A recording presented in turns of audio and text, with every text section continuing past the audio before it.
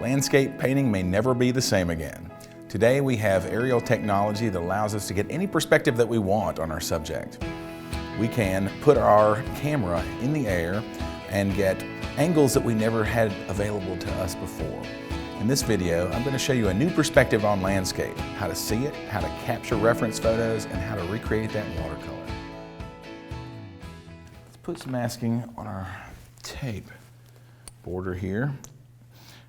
I'm going to take this wonderful toy tractor, which has this fantastic herringbone pattern in the tires, and I'm actually going to drag it through this masking fluid as an alternative to my paintbrush. The tires make a wonderful herringbone pattern that create the highlight on each of the rows in the farmer's field. Repeat the same procedure as last time and just use clear water as a mask around my skyline here and the first parts of this field. I'm going to pick up my sienna fire, a little bit of international orange, my burnt sienna deep here, and a little bit of that deep purple.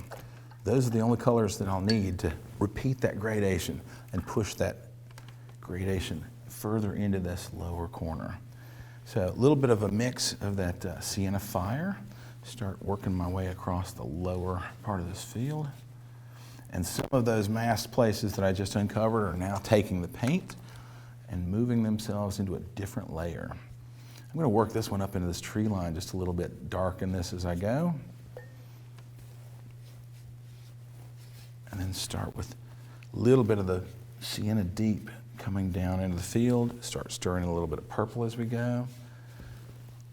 This is going to be a very complex set of textures here to create this field. It's not really hard to create. I'm just putting a lot of different kinds of textures into it because it will really make it look authentic.